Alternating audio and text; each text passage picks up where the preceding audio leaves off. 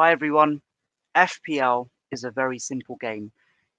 You pick 15 players, make sure they're the best, you win your mini leagues, and you finish top of FPL. Simple, right? Of course not. Thankfully, the hype from the game week launch, I was going to say game week one there, the hype from last week's launch has now finished.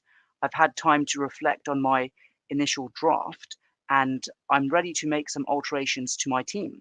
But before I do so, just as a quick reminder, I will reshare how the team looked like. So I had Fabianski in goal, Estupinan, Alexander-Arnold, Gabriel, and Stones back line, Martinelli, Fernandez, Buemo, and Salah, and also Haaland and Morris up top. As for the bench, as you've predicted, complete fodder, Areola, Anderson, Bell, and Taylor. So already from shortly after doing this draft, I knew that there were areas for improvement, and I'll explain why I'm going to be making those amendments to my draft in this video.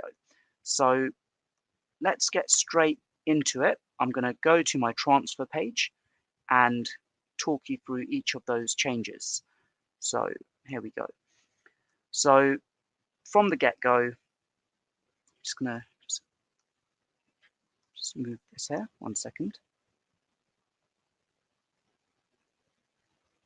One moment, have I got the wrong screen here? Oh, I think I've got the wrong screen.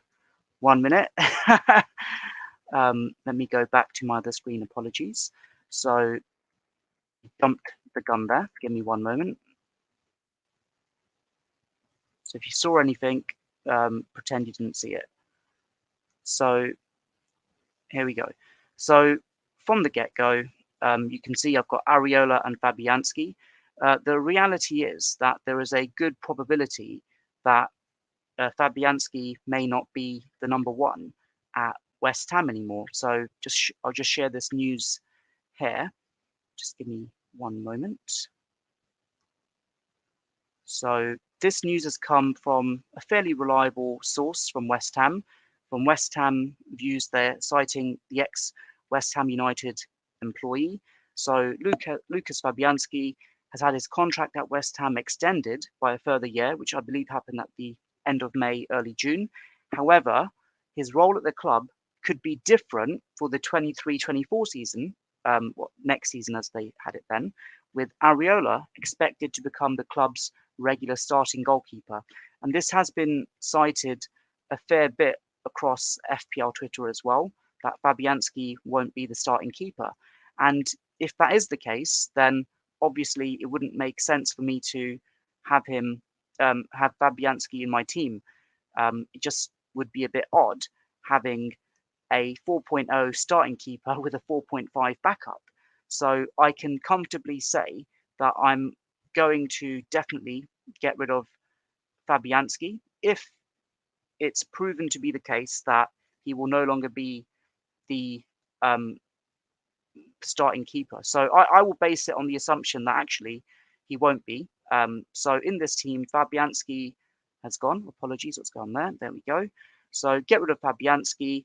And just for argument's sake, I need another 4.0 keeper. And I'm going to Nottingham Forest. And I'm going to go to 4.0 keeper. And it's going to be Hennessy.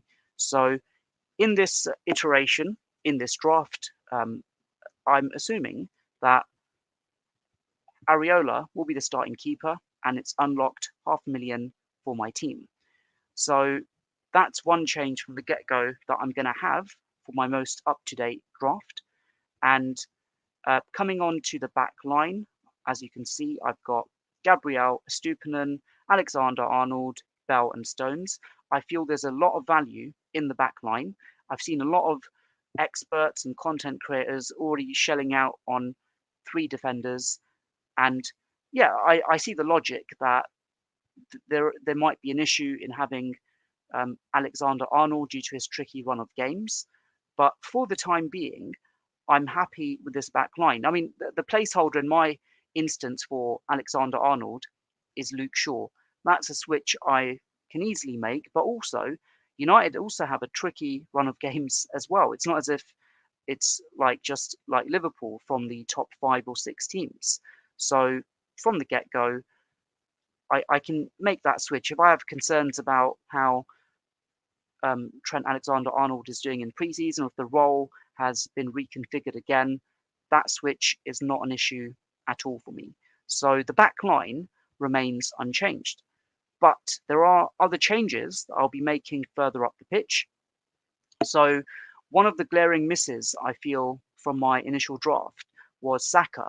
I feel that Saka will be a high EO template player, and rightly so, after a fantastic 22-23 season. Of course, towards the end, he kind of burnt out or just wasn't getting the same fancy returns. So by that goalkeeper change, I have got $500,000 in the bank. Out goes Martinelli, and in comes Saka. So I'll just make the change here. Go to Arsenal, and where is he? There he is. Saka comes in. And you could say that, oh, that's done and dusted, got everyone I wanted, and I could leave it at that. But actually, there are some more changes that I want to make. And I highlighted this in a video a few days back regarding the problem with 4.5 midfielders. And I've noticed that other content creators have now picked up on this issue as well, that of the 67 4.5 midfielders, there aren't really any that are going to be starting technically, unless something happens in pre-season that changes that situation. So I had Anderson as my like sub 1, sub 2, 4.5, but it just doesn't seem right having him in my team because I feel that he'll be lucky to even get a few minutes here and there. So I'm going to do a radical overhaul with my formation. Yes, I've got 4 in the back. I see the value there for the time being, but there'll be a significant amount of jiggery pokery because there's one player who I feel can offer fantastic value if this happens, which I'm just going to show you on screen actually. So in fact, a lot of you may have already guessed it. It's Balogun of Arsenal, that after a fantastic season in France, there is a strong possibility that he'll be making a move to another Premier League club. And the talk originally was that he'd be moving to Crystal Palace, but Chelsea may have entered the talks as well. So my assumption is that if he went to Crystal Palace, he'd be a regular starter and he'd be the dream sub 1 second or third forward. I'd absolutely he'd be a cheat code essentially. So that in itself is food for thought. So of course it's all speculative right now. There is no confirmation that Balogun is going to be moving anywhere anytime soon, but clearly it would be quite remarkable for a person to have scored 20 plus goals in the top tier of France to be happy being like a sub at Arsenal. And of course they've got Jesus, Havertz can play to a degree in that role as well. You've got Nketiah and other players who can play up front for Arsenal. And I'd be shocked if he stays at Arsenal, whether it's a loan move or a permanent move elsewhere. I think he'll be going. And the remarkable thing is that in the game itself, they've actually priced him at $4.5 million. So if I come back to my draft, I've got to make 3 moves there. So I'm actually going to get rid of Morris, and in comes Balogun, should be there at $4.5 million. Just go to him. He'll be on the second page, of course, all the way up. There we go. So Balogun comes in as my third forward. And now this is going to look unorthodox for many people. It's like, oh, you've only got 1 striker up top. Yes, that's right. I do have 1 striker up top in my team. So what that's allowed me to do then is have 1 million in the bank, and I want to upgrade Anderson. Now, that would mean that I want a 5.5 million midfielder. That's what the funds allow in this 4-5-1 formation. And really, I want to go for almost like a wild card type player, someone who can offer exceptional value, but is also a risk as well. And that player, if I show you his stats here, has to be Enciso. Enciso was a very interesting player for Brighton last season. Got 20 games, 4 goals, 2 assists, and he played across the park, as we can see here on this transfer market bio source. But what was interesting was that he didn't really start at all in the first half of the season. He was there right from the start, didn't get any minutes until game week 14, but even then wasn't really a regular. And it was really this final period from, just get it up here, from like game week 30, well, not even that, just get it here, like these final 10, 12 games where he really came to the fore. And he scored that worldy goal as well towards the end of the season. And it really, makes you think that what is his role going to be? Of course, McAllister won't be there. Will that have an impact on how he plays or where he plays for Brighton as well? And I'll be keen to monitor like his positioning during pre-season as well. But Enciso, just for an ex-Vibes player, I just want to get him in. Like, there's no guarantee he'll start. Of course, Brighton have a fantastic run of opening games. So there are other players I could easily pick for Brighton if I had the funds, like Mitoma, March, even Gross, who like top scored among the midfielders of the existing Brighton players. But Enciso like really fits the bill for me, just because he's a very different player, exciting player, and you'd expect him to get more minutes than he did last year, without a shadow of a doubt. The question is he going to be rotated, and where on earth is he going to play? As I showed you, he could play up top, on the wing, further back. He could literally play anywhere. So with the team as it is right now, with those changes to this ongoing draft, I'm going to actually confirm those draft changes now. Yes, I want to make those transfers, and I'll go straight to my transfer team, my team selection page. So quick change, and Enciso will come on. Balogun sub 1, Bell sub 2.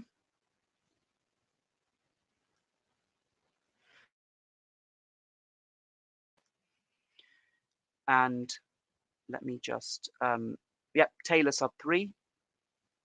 I'm going to make this say, Areola, got to get him on the pitch as well. I'm not sure what the goalkeeping situation is at Forest. No doubt, like if they've got, like it probably won't be Hennessy, but I've just got him as my sub goalie. So just to show you how the team looks right now, and again, lots of ifs and buts here, but I'm happy to stay with this iteration for now because of the value that I'm getting across the pitch. That Areola in goal. Why? West Ham have a relatively good run of opening games, as per my own fixture difficulty rating. Yeah, the clean sheets won't be like something that they probably won't get as much as they did last year, but he's a 4.0 starting keeper potentially, so let's stick with him for now. Hopefully do a better job than Iverson and Ward. That back line, Stupinan, fantastic run of opening games. Alexander-Arnold, of course, we know what he's done in that new role. Gabriel, again, absolute bargain, should be 5.5 million. And then John Stones for Man City. There is one iteration that I did contemplate, and was actually having Edison in goal and a 4.0 starting defender. And it would have been one of those other players like Baldock or the Burnley player. But then that would have meant having two 4.0s and relying on a 4.0 starting, which I felt was a bit risky. So I'm sticking with Stones for now, provided that he starts. So coming on to the midfield, Saka, we know what he can do. Hopefully we'll have set piece duty once again to a large degree. Bruno Fernandes, who clearly I feel is a cheat code. He's definitely been underpriced. And I just want to show this example once again, that this doesn't make sense to me at all. That during, just get this up here. So last season, 17 goal involvements, right? 17 goal involvements, and his starting price was 10 million. The season before that, 17 goal involvements, and his starting price then was 12 million. So it just doesn't add up. How can it be that a player who got 17 attacking returns in 21-22 had a starting price of 12 million, and then got the same amount of attacking returns when he had a starting price of 10 million, is now 8.5 million? It just doesn't add up for me. I feel that it's fantastic value, and with United having reasonable run of games at the start, I'll settle with him. And Mbeumo for Brentford, again, he's been reclassified in his position, and in terms of how he did during last season, like he got more goal involvements, 18 goal involvements, whereas he got 11 in his opening Premier League season, which clearly, you know, it's improvement, and no doubt Brentford will be relying upon him more with Ivan Toney being banned. So, and Mbeumo just makes sense. Of course, Tottenham opening game could be tricky, but I'm fairly content with him there. I think he'll be a go-to player at 6.5 million. Mohamed Salah, who, to my surprise, a lot of people have just ignored him. And I'm going to do a video where I rate other teams that content creators have mocked up. And in one instance, literally no one was picking him. And I hope I've demonstrated here that in this, I know it's a 4-5-1 formation. It's slightly unorthodox, but you can get Mohamed Salah, you can get Bruno Fernandes, you can get Saka, you can get Haaland, you can get Trent Alexander-Arnold, you can get them all in this formation. So I'm happy to have him, and it would take like a serious change of heart and change of mind to not have Salah come game week 1, but he's in there for now.